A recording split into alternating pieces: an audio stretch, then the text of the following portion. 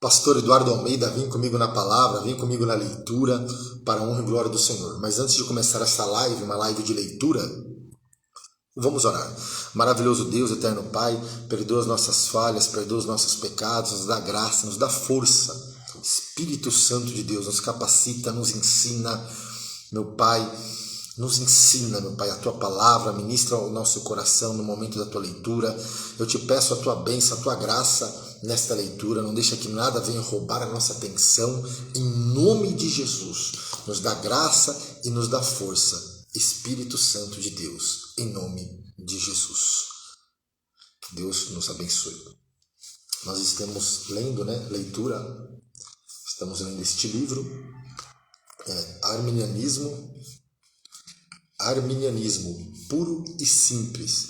Recomendo para os irmãos, um bom livro.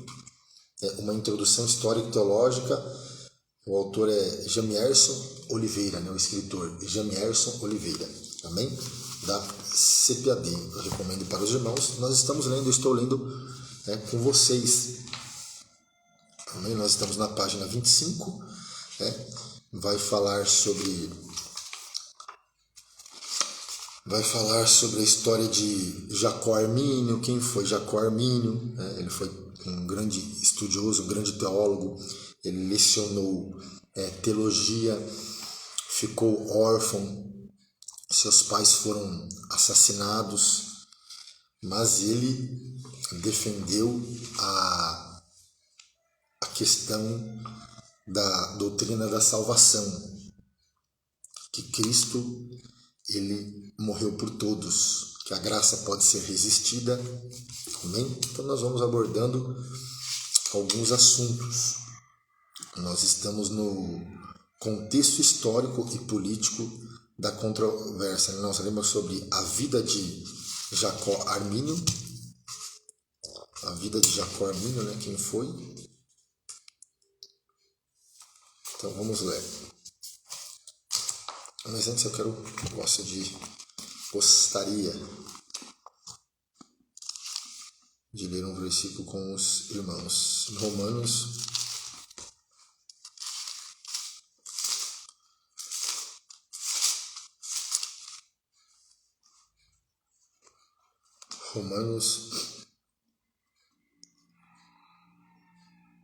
capítulo de número 1,16. Romanos 1,16. Porque não me envergonho do Evangelho de Cristo. Olha o que o apóstolo Paulo escreve. Porque não me envergonho do Evangelho de Cristo, pois é o poder de Deus para a salvação de todo aquele que crê, primeiro do judeu e também do grego, porque nele se descobre a justiça de Deus de fé em fé, como está escrito, mas o justo viverá da fé. Amém? Então nós vamos dar continuidade à nossa leitura. Nós paramos na questão que Jacó Armínio, ele nunca distratou seus opositores e nem faltou com a verdade do Evangelho em nenhum dos seus sermões, aulas, escritos ou debate.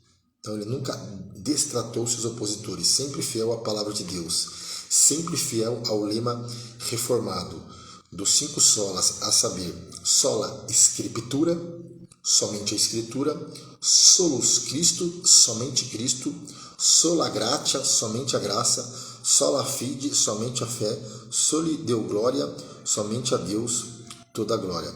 E é essa fé que caracteriza um verdadeiro cristão reformado, seja ele calvinista ou não. Então nós terminamos aqui a nossa leitura, nós vamos dar continuidade. Amém? Contexto histórico político.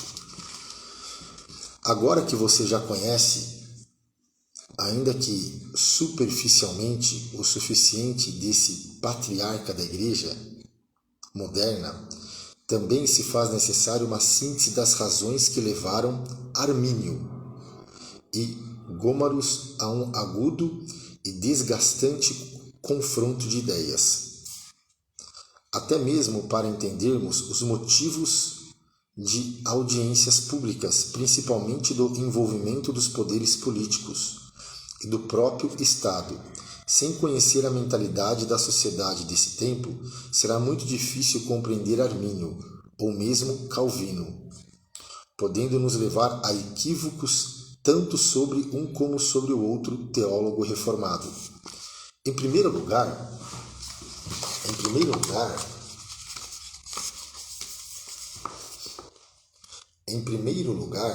é necessário entender que mesmo com a concretização da reforma protestante, a religião ainda estava atrelada ao Estado.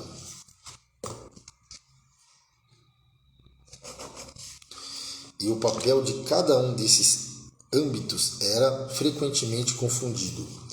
O mundo dessa época estava em efervescente transformação social.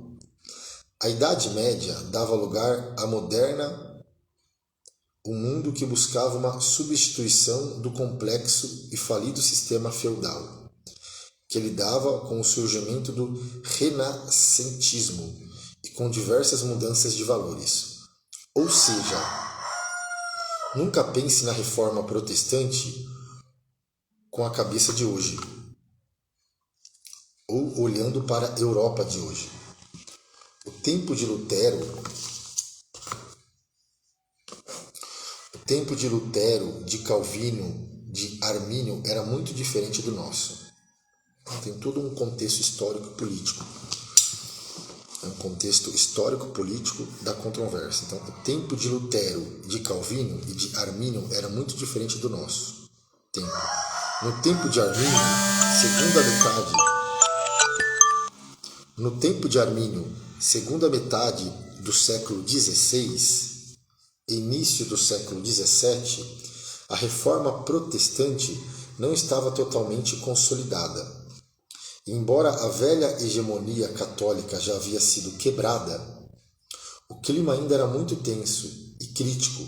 A sociedade aristocrática medieval, já em ruína, ainda estava marcada por uma pirâmide social, em cujo topo estava o clero, abaixo a nobreza e na base os camponeses, gente comum, que sem quase nenhum direito. Então, olha só. No topo estava o clero, embaixo a nobreza e na base os camponeses. Quem eram os camponeses? Os camponeses eram pessoas comuns, sem quase nenhum direito. A paz, Kaique. Deus abençoe. Que Deus abençoe seu dia em nome de Jesus. Um tempo marcado por grandes pragas, crise econômica, grandes descobertas marítimas e científicas. Enfim, imagine a formação teológica do homem desse tempo, que teve que lidar com a reforma proposta por Martinho Lutero, né, que foi o reformador, um grande reformador, foi Martinho Lutero. Aconselho você a pesquisar também, estudar sobre Martinho Lutero, um grande reformador, que pregava, Martinho Lutero, que pregava a salvação única e exclusivamente pela fé. Então, eu vou repetir, Martinho Lutero, o tema central da sua pregação era que pregava a salvação única e exclusivamente pela fé. Vou até marcar. Com a reforma de João Calvino, que lançava uma ideia de salvação por um decreto de Deus, e na verdade esse livro que nós estamos lendo é isso aqui. Ele fala desse debate de Calvino e Armínio, né? Que Calvino, ele fala que Deus decretou algumas pessoas para ser salva, e Armínio não. Armínio, ele prega que Jesus morreu por todos. Jesus só não morreu por um grupo de pessoas. Então, olha que interessante. Então, Calvino, ele pregava assim. Martinho Lutero, que pregava a salvação única e exclusivamente pela fé. Com a reforma de João Calvino, que lançava uma ideia de salvação por um decreto de Deus. Ou seja, a predestinação. E agora com Armínio, que reafirmava as bases bíblicas do livre-arbítrio. A responsabilidade humana, a eleição condicional.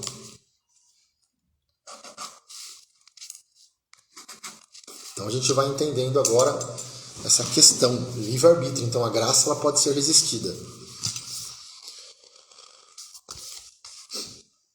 Interessante, eu vou repetir isso aqui que é muito importante para nós.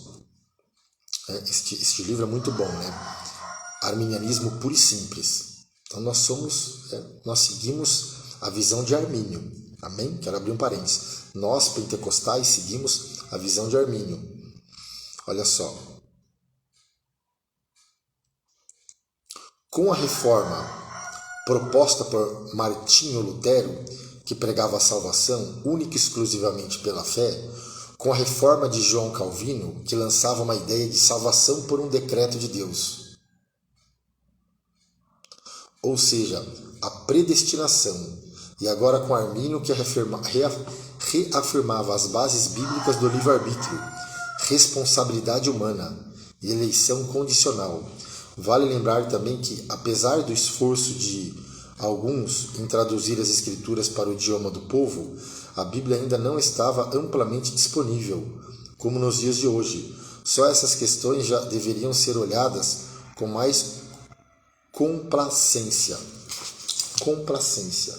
Palavra bonita, né? Complacência. Olhar com mais complacência. Apenas como um exercício de reflexão. Você pensou, enquanto Lutero, Calvino, Armínio e outros teólogos debatiam essas questões doutrinárias no século XVI?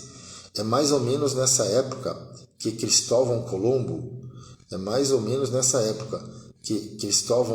descobre as Américas.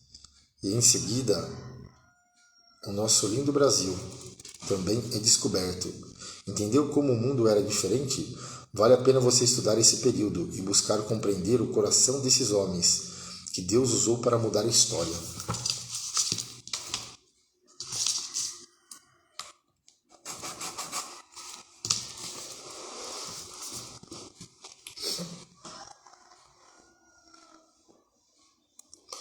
Nós,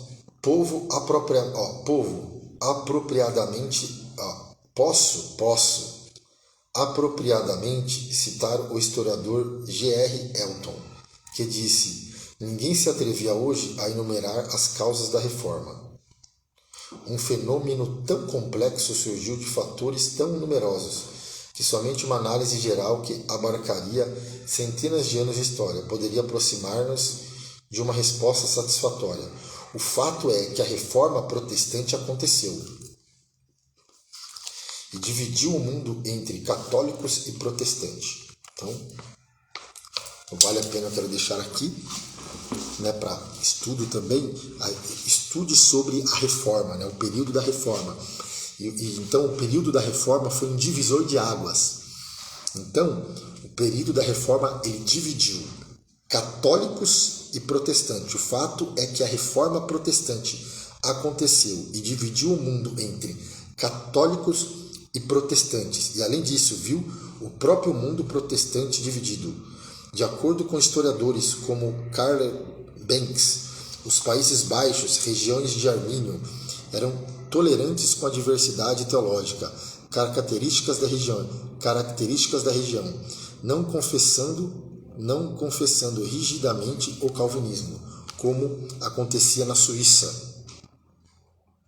Por exemplo, assume-se como verdade que a declaração de fé principal dos Países Baixos era o Catecismo de Wittenberg, sem contudo haver uma exigência imperativa de que ministros e teólogos fossem invariavelmente calvinistas. A tolerância também se estendia aos crentes de um modo geral, havendo entre eles calvinistas e luteranos, que pacificamente conviviam como comunidade de fé, cristãos que professavam o singerismo. Nós vamos ver isso aqui, sinergismo, cristãos que professavam o sinergismo de Malan Kelton imperturbavelmente conviviam com adeptos do supralapsarianos de Beza. Nós vamos ver também isso aqui, né? É uma palavra, hein? Supralapsarianismo, singernismo, nós vamos ver tudo isso. Esse clima ameno começa a ser ameaçado quando Francisco Gomes passa a surgir com certa insistência que igrejas e universidades holandesas confessassem unânime e uniformemente pressupostos calvinistas. Armínio, acostumado com o clima tolerante que permeava os cidadãos, mostra-se alarmado com o exagero e o tom desnecessário com que alguns calvinistas se referiam ao seu ensino. Mesmo o Estado evitou classificar a teologia de Armínio como herética, tão menos o faz a Igreja, mas isso estava prestes a mudar. Os Países Baixos estavam em guerra contra a dominação católica espanhola. Alguns calvinistas viam em sua teologia um porto seguro para proteger o povo da influência da teologia católica espanhola e convenceram o então príncipe Maurício de Nassau a fazer uma campanha para unificar a doutrina pregada, ensinada e para oficializar o calvinismo. O resultado foi retaliação política e religiosa.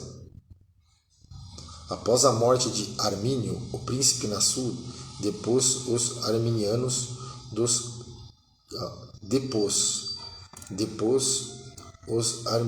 do cargos políticos. Um cristão foi executado por confessar crer no arminianismo. Olha só que ponto chegou, né?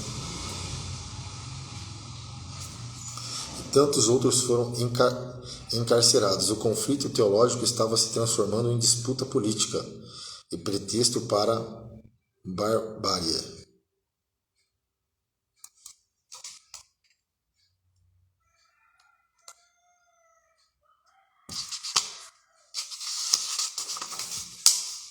Charles Hodge. Vamos lá.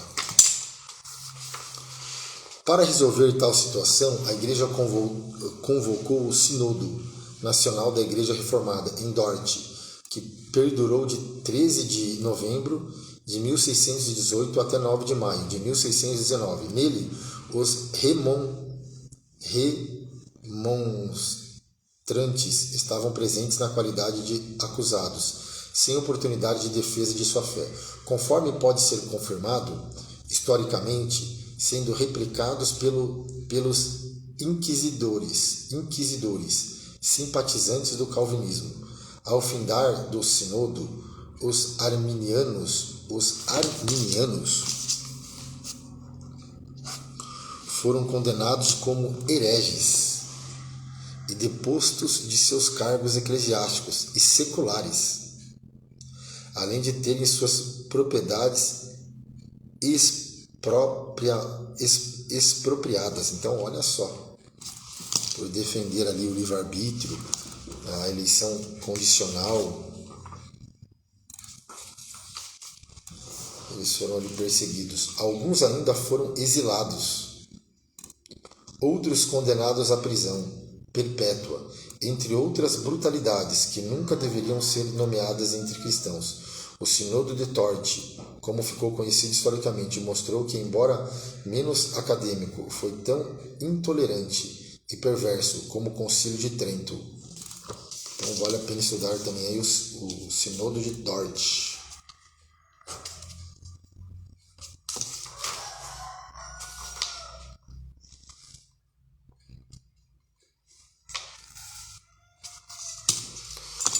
Como ficou conhecido historicamente, mostrou que, embora menos acadêmico, foi tão intolerante e perverso como o Concílio de Trento. Vale a pena também estudar aí o Concílio de Trento, que condenou à fogueira os hereges. Concílio de Trento, que condenou à fogueira os hereges, protestante, conforme criticou John Wesley. Com a morte de Maurício de Nassau, a influência dos calvinistas na região perdeu seu poder e os arminianos retornaram ao país, ocasião em que fundaram igrejas e um seminário remonstrante. O que dizer desta hostilidade e massacre por parte dos calvinistas daquele tempo? Foi culpa do Estado, mas não é a teologia calvinista a base desse Estado capitalista que se formava atendendo bem aos interesses de uma burguesia que se enriquecia? Foi culpa da teologia, mas não é ela o Evangelho, conforme cria Spurgeon? A história já está escrita, basta nos debruçarmos sobre ela para compreender e discernir. Compreender e discernir. O que fica claro é que o poder de um Estado católico foi tão cruel como de um Estado calvinista. O que fica claro é que o poder de um Estado católico foi tão cruel como de um Estado calvinista. Causas antecedentes e figuras centrais da Reforma Protestante.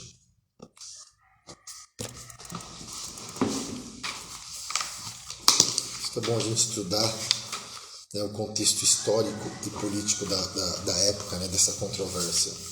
Nos livros de história da Idade Média, a Reforma Protestante é um dos temas mais mencionados. Não há como falar de desenvolvimento social e filosófico na Europa, sem mencionar as bases filosóficas e teológicas lançadas por Martim Lutero.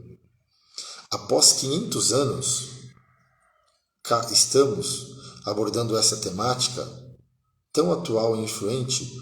Muito se fala e muito se pode ler sobre o tema em livros e na internet, mas há uma infinidade de interpretações sobre esse assunto. Então, cuidado como interpretar os assuntos. Por isso que é bom a gente compreender e discernir a época, né, o contexto político.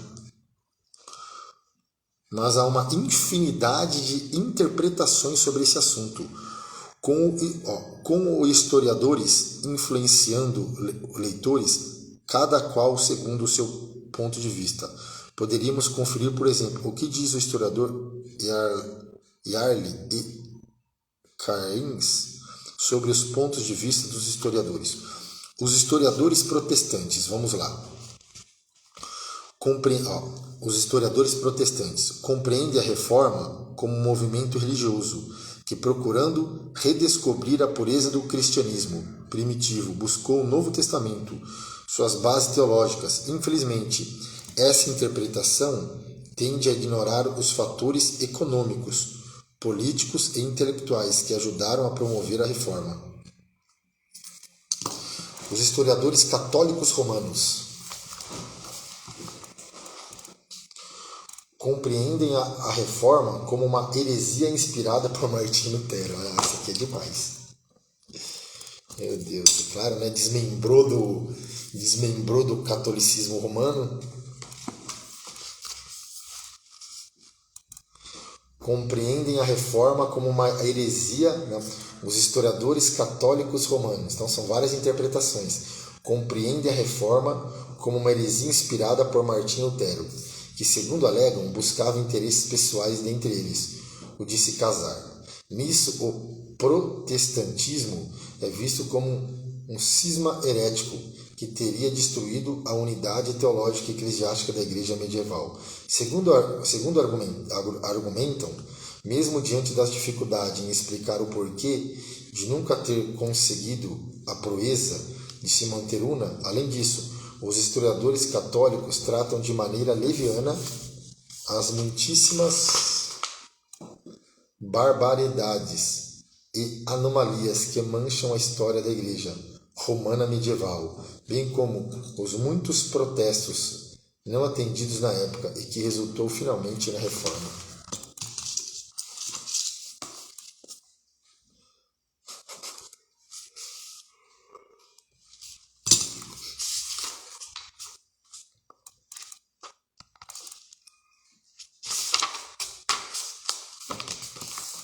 Os historiadores seculares, nós estamos vendo agora alguns pontos, algumas interpretações em relação à reforma.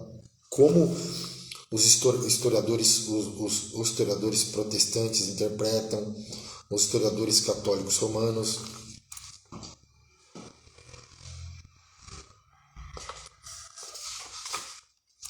Os historiadores seculares.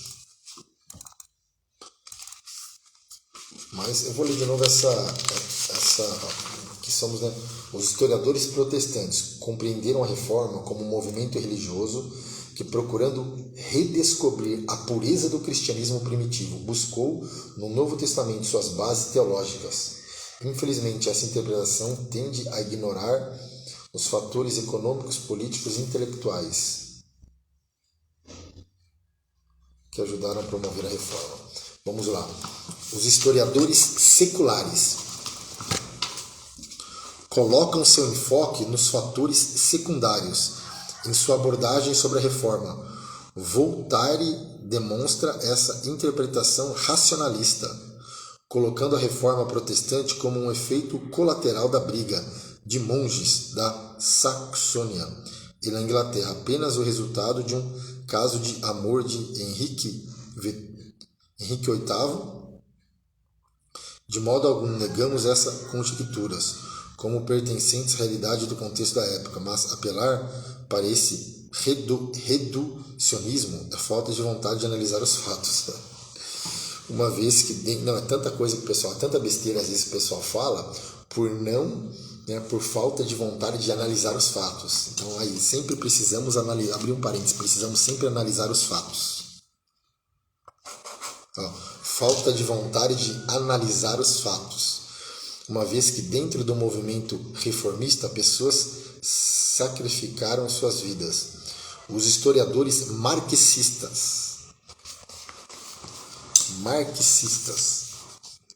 trazem um argumento meramente econômico e político para a discussão, sendo a reforma uma tentativa do papado romano de explorar economicamente a Alemanha para lucro próprio. Como resultado, as nações-estados se opuseram ao regime religioso do papado, gerando conflitos políticos que culminaram na reforma. Embora existiam verdades em todas essas interpretações, seguramente podemos afirmar que são apenas facetas de um movimento com dimensões muito maiores, com causas múltiplas e muito mais complexas. Quais então são as causas da reforma protestante? Uma pergunta. Existem pelo menos fatores políticos, econômicos, intelectuais e morais. Em primeiro lugar, fatores políticos podem ser ressaltados. As novas nações centralizadas ao noroeste da Europa não aceitavam a ideia de uma igreja universal com poderes estatais e soberania política nacional. Na Inglaterra, Henrique VIII divorciou-se de sua esposa, levando ao rompimento com a Igreja Romana, lançando assim semente para o surgimento da Igreja Anglicana. Em segundo lugar, no tocante aos fatores econômicos, vemos que a isenção de impostos da Igreja medieval acendia a ira dos governantes. Além disso, a Igreja era detentora de terras na Europa ocidental, gerando a cobiça dos governantes, da nobreza e da classe média. Não obstante, ainda havia o abuso das indulgências.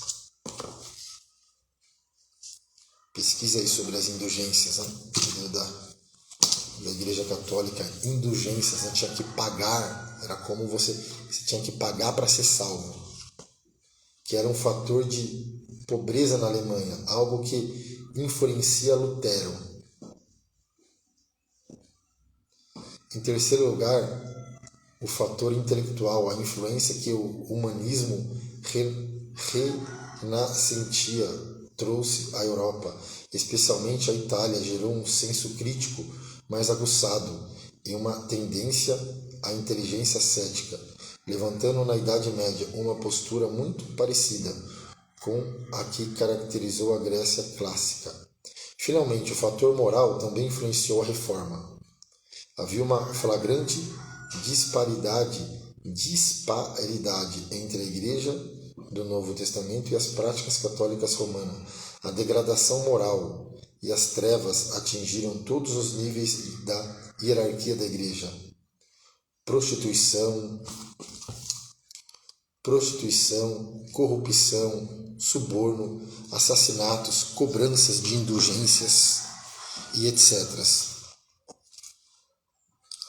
Enfim, os fatos nos mostram o quanto a Igreja romana se afastava do cristianismo de Jesus.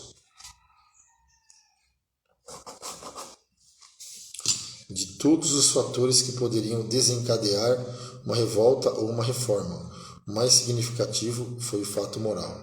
A reforma protestante foi como qualquer reforma, seja de ordem religiosa ou social, um clamor por mudanças.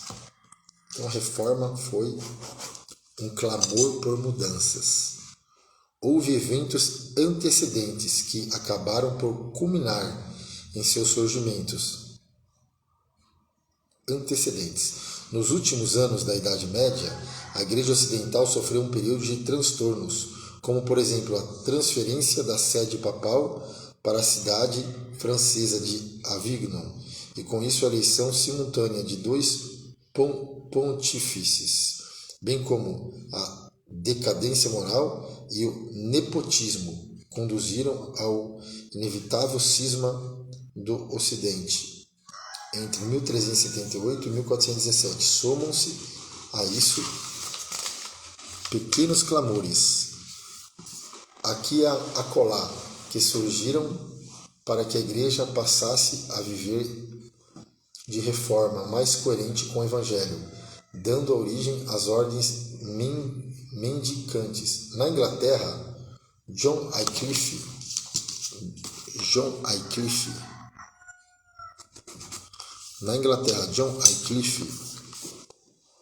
defendeu ideias que seriam mais tarde reconhecidas pelos protestantes, como a secularização e o possível confisco dos bens eclesiásticos, a negação da presença real e corpórea de Cristo na Eucaristia e uma campanha para que a Bíblia estivesse na mão do povo. Então, olha, essa foi a luta também de colaboração de John Wycliffe. Ele queria que a Bíblia, que todo o povo tivesse acesso à Bíblia, chegasse na mão do povo.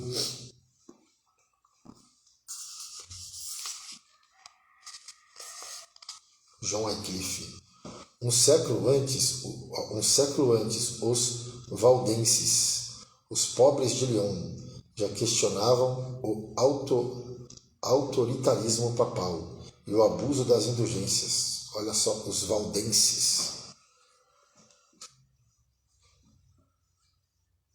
Esses levantes pré-reforma influenciaram sobremaneira homens como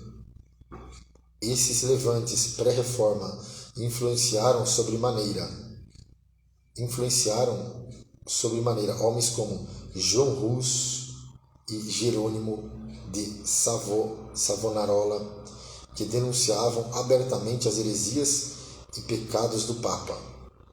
Não poderíamos deixar de considerar toda a problemática que tece o pano de fundo para os acontecimentos no final da Idade Média. Os fundamentos do antigo mundo estavam à beira da falência.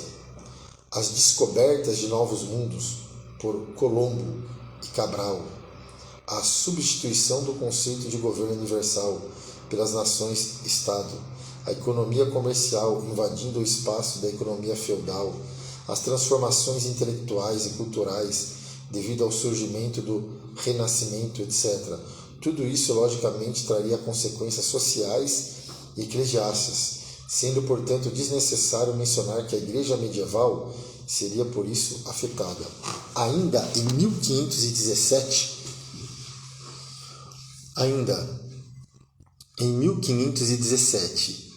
a campanha das indulgências para arrecadação de fundos para a Basílica de São Pedro estava a todo vapor.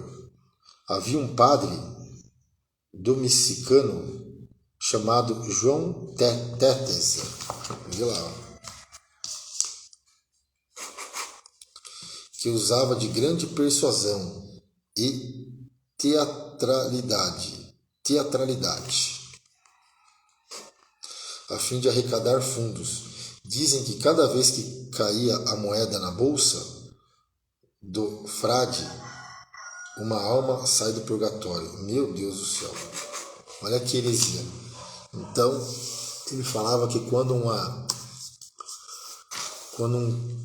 alguém dava uma oferta, né, quando o católico lá ia, né, ele dava uma oferta, e a moeda, dizem que cada vez que caía a moeda na bolsa do frade, uma alma saía do purgatório. Asseverava Tézel toda essa desonestidade religiosa. É desonestidade. Dizem que cada vez que caía a moeda na bolsa do frade, uma alma saía do purgatório. Desonestidade religiosa não poderia resultar em outra coisa, não ser protesto. Em 31 de outubro, no mesmo ano, em 31 de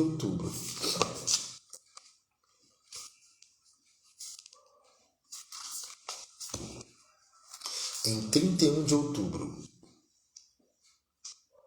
no mesmo ano, um monge agostiniano chamado Martinho Lutero, homem de coragem e pensamento afiado, fixou suas 95 teses na porta do castelo de Wittenberg. Martinho Lutero, homem de coragem e pensamento afiado, fixou suas 95 teses na porta do castelo de Wittenberg, na Alemanha, protestando contra as indulgências e contra o abuso do poder.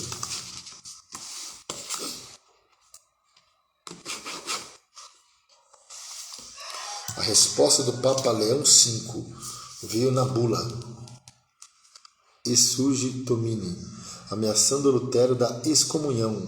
Porém, as teses de Lutero já haviam sido distribuídas por toda a Alemanha, levando a Igreja a organizar o que foi conhecido como Dieta de Worms, onde Lutero fora convocado para se retratar, ocasião que tornou o monge conhecido por negar-se à retratação.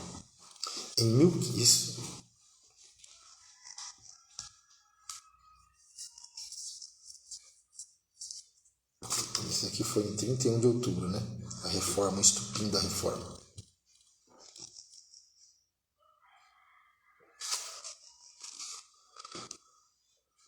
Em 1529, na Dieta de Spira, os cristãos reformistas foram pela primeira vez apelidados de protestantes. Em 1529, na Dieta de Spira, os cristãos reformistas foram pela primeira vez apelidados de protestante, devido ao firme protesto que os príncipes alemães fizeram diante do autoritarismo do catolicismo romano. Nessa mesma época, as ideias da reforma estavam se capilarizando em diversas partes, como por exemplo em Zurique, sob a liderança de Zwinglio, e na França por Calvino, além dos Países Baixos. O protestantismo alcançou tal expressão que uma medida de desespero eclodiu em forma de ferrenha perseguição, ganhando forma e oficialidade. Foi chamada de Contra-Reforma, promovida principalmente pelo espírito de represália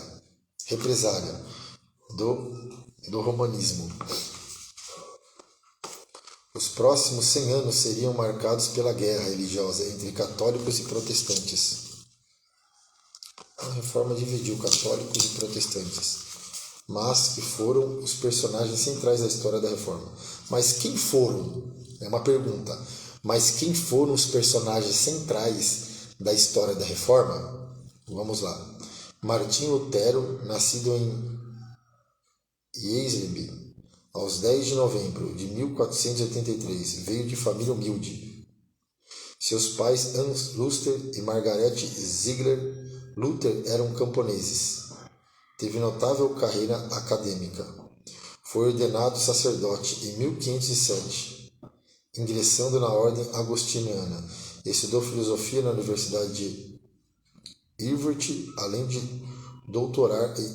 doutorar-se em teologia e obter seu mestrado em artes. Lecionou em Wittenberg. Rompeu oficialmente com o romanismo em 1521. Ficou conhecido por, em 31 de outubro de 1517, ter fixado suas 95 teses no castelo de Wittenberg.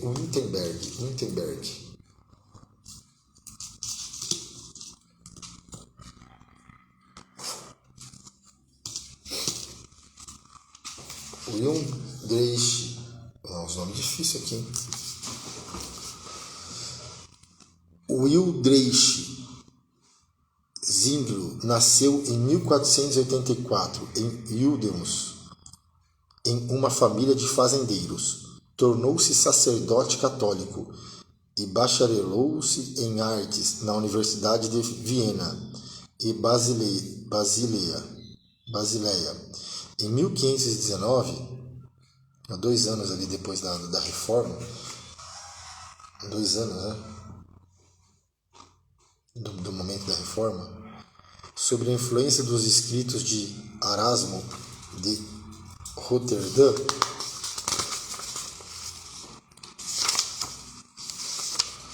e Lutero, começou em Zurique uma série de pregações contra os abusos da Igreja romanista, não demorando muito para dissociar-se e converter-se. João Calvino nasceu em 1509. Olha, a Reforma aconteceu em 1517. O estupim, né, da Reforma aconteceu em 1517. João Calvino nasceu em 1509, em Nyon, na Picardia. Estudou na Universidade de Paris e posteriormente cursou advocacia na Universidade de Orleans em Bourges. Converteu-se às ideias reformadas em 1533, sendo por isso forçado a abandonar a França, instalando-se em Basileia, onde terminou sua obra, As Institutas da Religião Cristã. Olha só. João Knox foi um padre escocês por volta de 1540. Começou a pregar ideias reformadas. Preso em 1547 pelo exército francês, foi mandado para a França, onde esteve em Genebra. Assimilou a doutrina ensinada por Calvino. Em 1559, retornou à Escócia, liderando o movimento de reforma nacional. Então, nós falamos nesse capítulo 1 sobre a reforma, né? Sobre a reforma, terminamos aqui o capítulo 1 deste livro.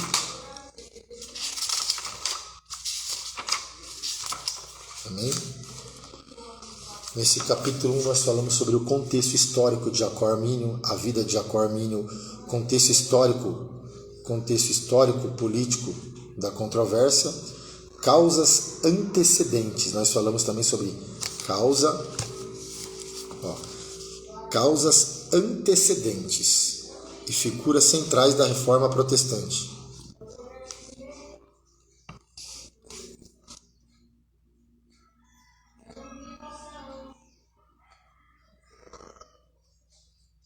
Causas antecedentes e figuras centrais da Reforma Protestante. Isso no capítulo 1. Agora nós vamos no capítulo 2 sobre a teologia arminiana, que é o foco também deste livro, né? A teologia arminiana. Amém? Glória a Deus. Nós vamos já para o capítulo 2. São, na verdade, quantos capítulos? Capítulo 1, capítulo 1, capítulo 2. Nós vamos aprender no capítulo 2. 4 visões sobre a salvação. Arminianismo clássico. O acróstico factis. A graça preveniente, que vai ser importante, isso aqui a gente vai aprender. A graça preveniente. Arminianismo não é pelagianismo. Nós vamos aprender.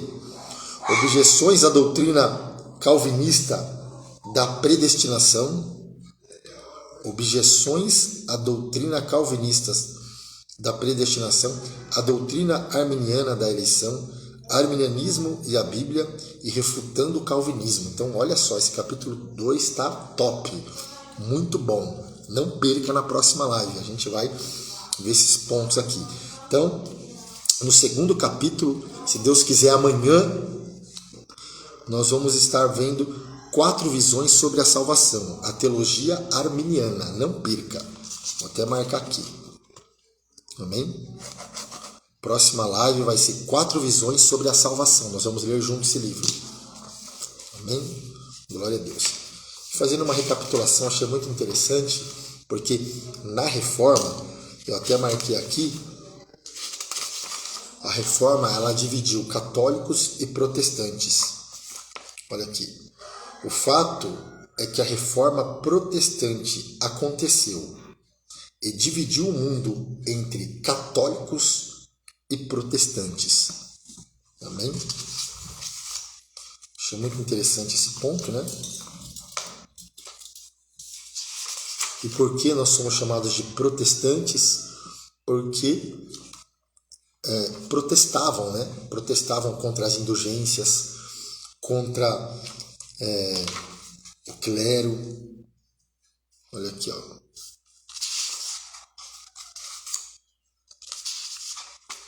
Eu achei interessante também. Aqui, Em 1529, na Dieta de Spira, os cristãos reformistas foram pela primeira vez apelidados de protestantes devido ao firme protesto que os príncipes alemães fizeram diante do autoritarismo do catolicismo romano. Também protestante por quê?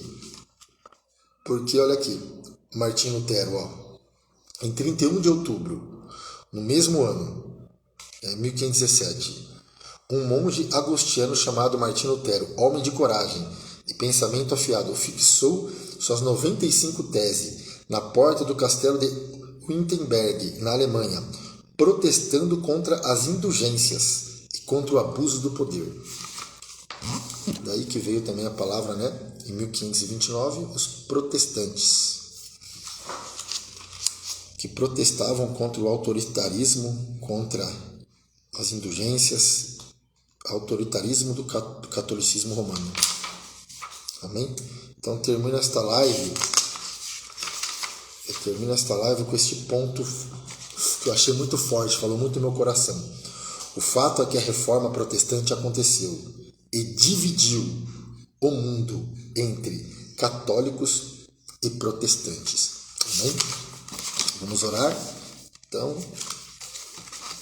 próxima live nós vamos entrar 4 visões sobre a salvação. Amém? Maravilhoso Deus, eterno Pai, Senhor Jesus, obrigado por este momento, por esta oportunidade, meu Pai. Nos ajuda, nos capacita, Espírito Santo, nos capacita a entender, meu Pai, a entender as palavras, a entender o contexto da Bíblia, meu Pai. Nos ajuda a entender aqui a teologia arminiana, meu Pai, que nós seguimos, meu Pai. Nós seguimos a visão de Armínio, meu Pai. Que a salvação é pela graça, sobre o livre-arbítrio, que nós vamos aprender. Nos ajuda e nos capacita em nome de Jesus. O Senhor te abençoe e te guarde.